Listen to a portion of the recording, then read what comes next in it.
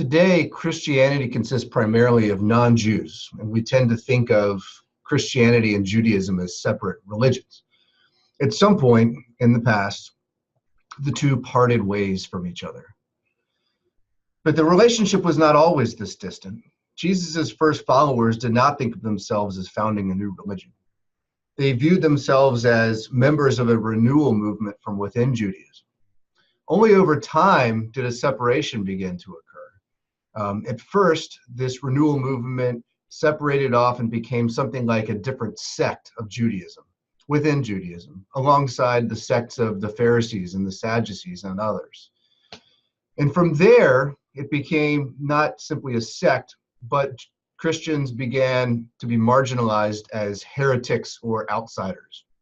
And by the time that process was complete, Judaism and Christianity had essentially parted ways and had become thought of as two separate religions. Now, this history is extremely important for Christianity. As F.C. Bauer, a 19th century theologian, put it, the ultimate most important point of the primitive history of Christianity was the issue of how Christianity, instead of remaining a mere form of Judaism, asserted itself as a separate, independent principle, broke loose from it, and took its stand as a new and franchised form of religious thought and life, essentially different from all the national peculiarities of Judaism. So when talking about this separation, one needs to look at it from the perspectives of those involved. For example, how did outsiders view the relationship between Jews and Christians?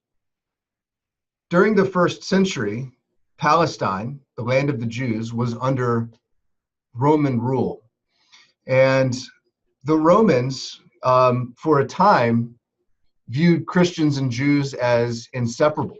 In fact, even after the Jewish War of the early 70s, Romans continued to define Jews as those who were, say, ethnic Jews and not even practicing. Such people would still have been considered Jews. Also, non-ethnic proselytes, those who were not ethnically Jewish but converted to Judaism, would be considered Jewish and would have to pay the Jewish tax to the Roman government. This shifted after the year 96, when Rome began to take a strictly religious definition of Judaism, and such that it included only those who were practicing Jews. So after that point, Christians who were not practicing Jews, did not observe the law, kosher, Sabbath, would not have been considered Jews from the perspective of the Roman government.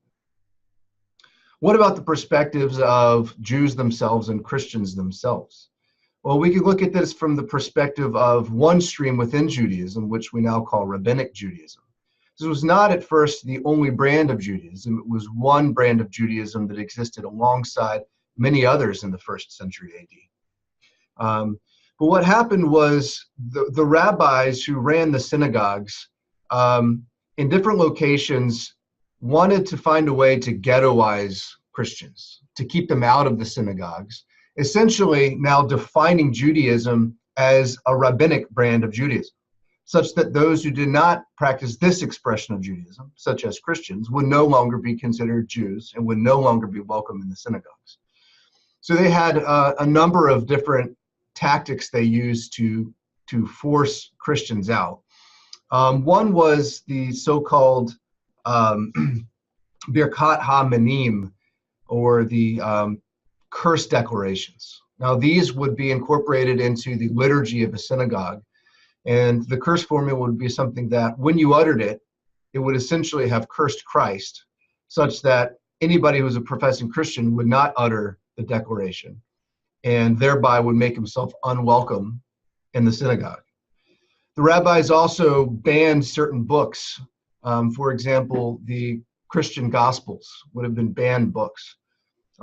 They banned commensality, or dining together with those who profess to be Christians. So in these various ways, they forced Christians out of their community and out of their synagogues so that they could then take over the synagogues with a rabbinic form of Judaism that excluded Christianity as a legitimate form of Judaism. From the perspective of the Christians as well, there were differences that led Christians eventually to think of themselves as separate from Jews. So while Christians, for example, viewed the Old Testament or the Jewish scriptures from a Jewish perspective as inspired works of legitimate prophets, they also came to view the law as unnecessary. Some viewed the law as simply having a spiritual meaning, an allegorical meaning that was never intended to be taken literally. So all of the circumcising that was being done was never actually intended to be done, but was actually speaking about the circumcision of the heart. There also became a sort of tug of war over the Greek version of the Jewish scriptures, known as the Septuagint. We know of a particular dispute between a rabbi and an early Christian scholar named Justin Martyr, where the Christians claimed that the Septuagint pointed to Christ, while Jews claimed that it didn't. And apparently there were different forms of the Septuagint in circulation, and some forms seemed more clearly to point to Christ than others. And the more the Christians held on to this Septuagint translation, the more it drove Jews away from it, so that they then moved back to a Hebrew or Aramaic scripture to the exclusion, eventually, of a Greek version. So the writings of the Apostolic Fathers contribute to the evidence of this relationship and the process of the gradual separation between Judaism and Christianity. And of particular interest is a writing called the Epistle of Barnabas. So what we want to do is read this and see what kind of evidence it gives for where this relationship is at the point when the author is writing.